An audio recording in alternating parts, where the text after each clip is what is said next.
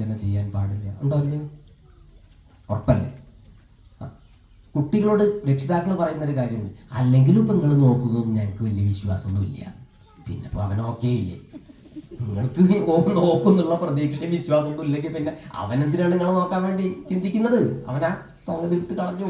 അപ്പം നമ്മൾക്ക് എന്തെങ്കിലും ഒന്ന് മനസ്സ് സൂക്ഷിക്കണമെങ്കിൽ അതൊരു പ്രയോജനമുള്ള കാര്യമായിരിക്കണം. അപ്പോൾ ഞാൻ പറയാം, അപ്പോൾ ഒരു ഓക്കെ ഞാനുണ്ട് കൂടെ എന്ന് പറയുകയാണെങ്കിൽ നമ്മൾ ഓക്കെയാണ്. അപ്പം അല്ലേ, നീ എൻ്റെ കൂടെ ഉണ്ടാവും ഞാൻ പ്രതീക്ഷിക്കുന്നു. അപ്പം നമുക്കും അവനോടൊരു ഇല്ലേ,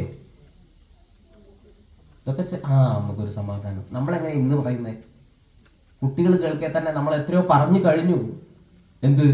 അല്ലെങ്കിലും ഇപ്പം നിങ്ങൾ നോക്കുന്നത് ഞങ്ങൾക്ക് വലിയ വിശ്വാസവും പ്രതീക്ഷയൊന്നും ഇല്ല.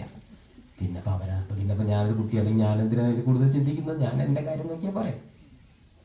സ്വാമിജി, ഞാൻ വിദേശത്ത് പോകാനാണ് ആഗ്രഹിക്കുന്നത്, സെറ്റിലാവണം അവിടെ പോയിട്ട്.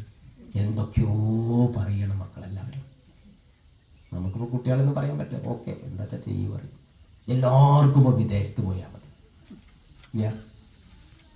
എന്തിനീ വിദേശത്ത് പോണത്?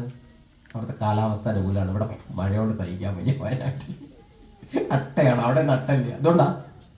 അല്ലല്ല, ഒറ്റ ലക്ഷ്യമുള്ളൂ, കറൻസി, മണി, എല്ലാം പണം, അത് ചിന്തയുള്ളൂ.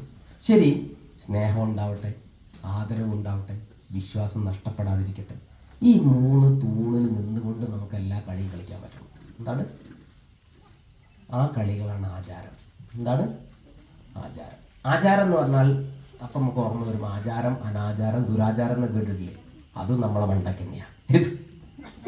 ആചാരം എന്ന് പറഞ്ഞു കഴിഞ്ഞാൽ നമ്മളെ ആൾക്കാർ പറയുണ്ടാവും ഹിന്ദുക്കളെല്ലാം ദുരാചാരമാണ്, അനാചാരമാണ് അല്ലേ? എല്ലാം നമ്മളെ മേൽക്കാ വരുന്നത്.